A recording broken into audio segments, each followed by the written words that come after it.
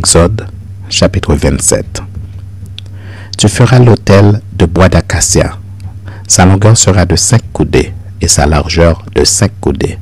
L'autel sera carré et sa hauteur sera de 3 coudées.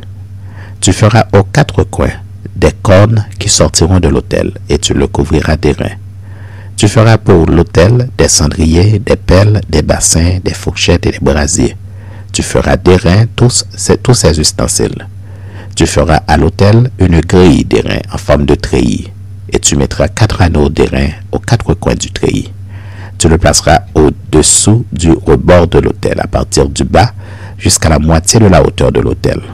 Tu feras des barres pour l'autel, des barres de bois d'acacia, et tu les couvriras d'airain.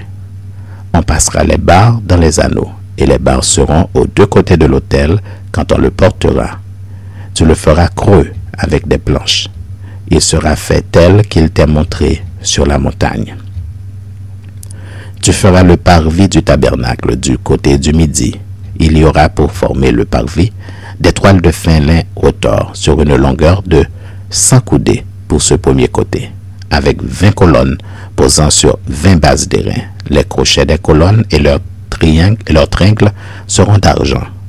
Du côté du nord, il y aura également des toiles sur une longueur de 100 coudées avec 20 colonnes et leurs 20 bases d'airain. Les crochets des colonnes et leurs tringles seront d'argent.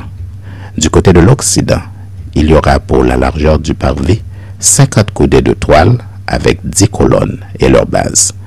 Du côté de l'Orient, sur les 50 coudées de largeur du parvis, il y aura 15 coudées de toile pour une aile avec 3 colonnes et leurs 3 bases, et 15 coudées de toile pour la seconde aile avec 3 colonnes et leurs 3 bases.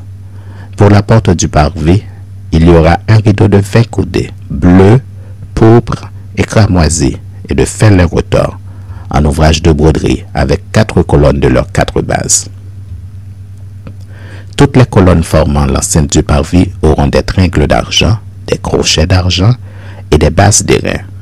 La longueur du parvis sera de 100 coudées, sa largeur de 50 de chaque côté et sa hauteur de 5 coudées. Les toiles seront de fin lin retors et les bases d'airain. Tous les ustensiles destinés au service du tabernacle, tous ses pieux et tous les pieux du parvis seront d'airain.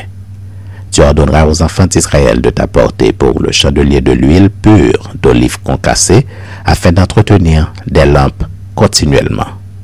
C'est dans la tente d'assignation, en dehors du voile qui est devant le témoignage, car Aaron et ses fils la prépareront pour que les lampes brûlent du soir au matin en présence de l'Éternel.